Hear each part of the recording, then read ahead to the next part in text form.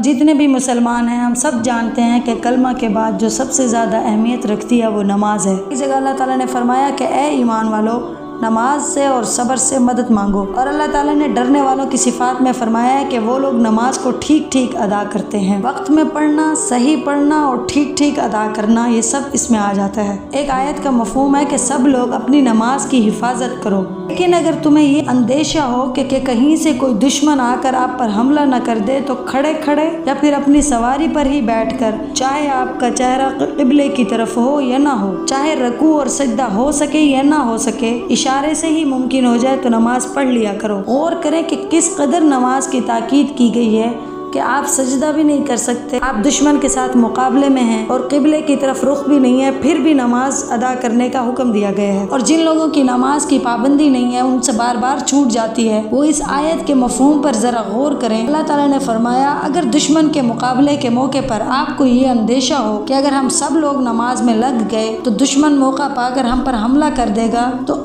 اس حالت میں یوں کیا کرو کہ جماعت کے 2 گروہ بنا لیا کرو، ان میں سے ایک گروہ آپ کے ساتھ یعنی امام کے ساتھ نماز میں کھڑا ہو جائے اور دوسرا گروہ اس کی نگہبانی کرتا رہے، یعنی اگر دشمن ہے تو اس کے ساتھ مقابلہ کرتا رہے، اور جب ایک رکعت پوری ہو جائے یعنی ایک سجدہ کر لے ایک گروہ تو اسی نماز میں ہی وہ رکعت چھوڑ کر دشمن کے ساتھ مقابلہ کرنے چلا جائے، اور جو پچھلا گروہ تھا وہ آ کر اگلی رکعت میں امام کے ساتھ جڑ جائے۔ یوں ہر گروہ کی ایک ایک رکعت ہوگی، لیکن جب امام 2 رکعت پڑھ کر سلام پھیر دے تو دونوں گروہ اپنی ایک ایک رکعت خود ہی پڑھ لیں، اور اگر امام 4 رکعت پڑھائے تو ہر گروہ 2 رکعت پڑھے، پہلے 2 رکعت ایک گروہ پڑھے، پھر وہ جا کے دشمن سے لڑے اور دوسرا گروہ آ کر اگلی 2 رکعتیں پڑھے، اور اگر مغرب کی نماز کا ٹائم ہو تو ایک گروہ 2 رکعت پڑھے اور ایک گروہ آ کر 1 رکعت پڑھے۔ ذرا غور تو کریں کہ نماز کس درجہ ضروری چیز ہے کہ ایسی کشاکش حالت میں بھی چھوڑنے کی اجازت نہیں دی گئی، مگر مصلحت کے ساتھ اس کی صورت بدل دی گئی ہے۔ تو جب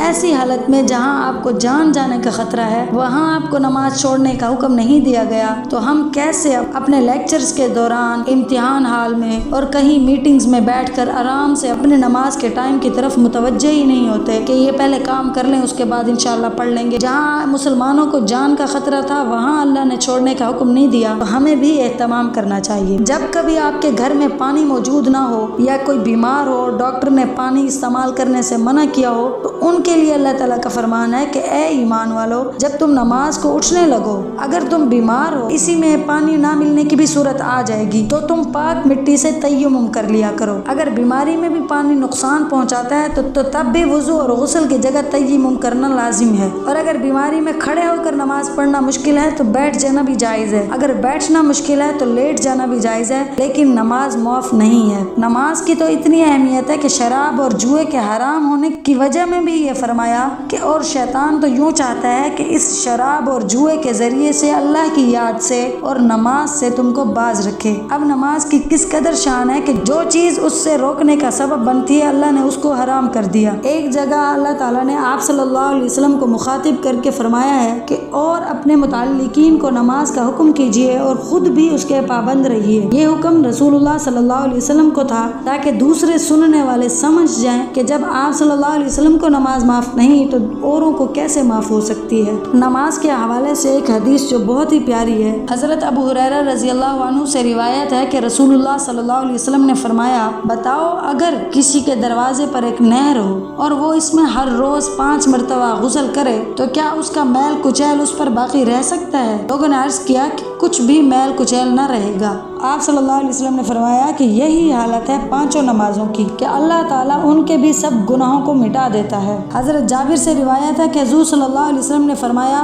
بندے کے اور کفر کے درمیان بس ترک نماز کی کسر ہے۔ دیکھیں نماز چھوڑنے پر کتنی بڑی وعید ہے کہ وہ بندے کو کفر کے قریب کر دیتا ہے۔ ایک روز آپ صلی اللہ علیہ وسلم نے نماز کا ذکر فرمایا اور ارشاد فرمایا کہ جو شخص اس پر محافظت رکھے یعنی اس کی حفاظت کرے وہ قیامت کے روز اس کے لیے روشنی، دستار دستاویز اور نجات ہوگی، اور جو شخص اس پر حفاظت نہیں کرے گا وہ نہ اس کے لیے روشنی ہوگی، نہ دستاویز اور نہ نجات ہوگی۔ اور وہ شخص قیامت کے دن قارون، فرعون، حامان اور ابی بن خلف کے ساتھ ہوگا۔ اتنے بڑے بڑے کفار کے ساتھ وہ شخص اتنے سخت عذاب میں ہوگا۔ بے شک ان کے ساتھ ہمیشہ نہ رہے گا، لیکن ان کے ساتھ ہونا ہی بڑی سخت بات ہے۔ ایک مرتبہ آپ صلی اللہ علیہ وسلم نے فرمایا کہ ہمارے اور لوگوں کے درمیان جو ایک عہد کی چیز ہے وہ نماز ہے، بس جس شخص نے اس کو ترک کر دیا وہ کافر ہو گیا، یعنی ہم اس کے ساتھ کافروں کا ہی برتاؤ کریں گے، کیونکہ اور کوئی علامت اس میں اسلام کی نہیں پائی جاتی۔ آپ صلی اللہ علیہ وسلم نے فرمایا اپنی اولاد کو نماز کی تاکید کرو جب وہ 7 برس کے ہوں، اور ان کو مارو جب وہ 10 برس کے ہو جائیں۔ آج ہم اپنی اولاد کے صحیح نمبر نہ آنے پر،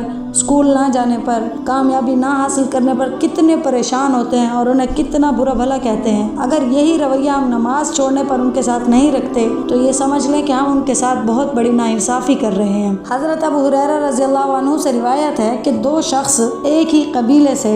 آپ صلی اللہ علیہ وسلم کی خدمت میں مسلمان ہوئے، ان میں سے ایک شہید ہو گیا، دوسرا 1 سال بعد طبی موت سے مر گیا۔ تو حضرت طلحہ فرماتے ہیں میں نے 1 سال بعد مرنے والے کو دیکھا کہ وہ اس شہید سے پہلے جنت میں داخل ہو گیا ہے، مجھے بڑا تعجب ہوا۔ صبح میں نے آپ صلی اللہ علیہ وسلم سے اس کا ذکر کیا تو رسول اللہ صلی اللہ علیہ وسلم نے فرمایا کیا اس مرنے والے نے اس شہید کے بعد رمضان کے روزے نہیں رکھے تھے اور 1 سال تک ہزاروں رکعتیں نہیں پڑھی تھی؟ اگر اس شخص نے صرف فرض، واجب اور سنت موقدہ ہی پڑھی 10,000 رکعت کے قریب ہوتی ہیں، یعنی اسی لیے وہ شہید سے بڑھ گیا۔ ایک جگہ آتا ہے کہ آپ صلی اللہ علیہ وسلم نے فرمایا ان دونوں کے درجوں میں اتنا فرق ہے کہ آسمان و زمین کے فاصلے سے بھی زیادہ، اور ظاہر ہے اس میں زیادہ دخل نماز کا ہی ہے۔ تو ظاہر یہ ہوتا ہے کہ نماز ایک ایسی چیز ہے جس کی بدولت ہمیں شہید سے بھی بڑا رتبہ مل سکتا ہے۔ آپ صلی اللہ علیہ وسلم نے فرمایا کہ جنت کی کنجی نماز ہے، کسی بھی تالے کی چابی ہمارے پاس ہو تو ہم وہ تالا آسانی سے کھول سکتے ہیں، اسی طرح اگر ہم نماز پڑھتے ہیں تو انشاءاللہ ہم بھی جنت میں لازمی جائیں گے۔ حضرت عبداللہ فرماتے ہیں کہ آپ صلی اللہ علیہ وسلم نے فرمایا سب سے پہلے جس چیز کا بندے سے قیامت والے دن حساب ہوگا وہ نماز ہے، اگر وہ ٹھیک نکلی تو سارے عمل ٹھیک نکلیں گے، اور اگر وہ خراب نکلی تو سارے عمل خراب نکلیں گے۔ یہاں سے معلوم ہوتا ہے کہ نماز کی برکت سب عبادات میں اثر کرتی ہے۔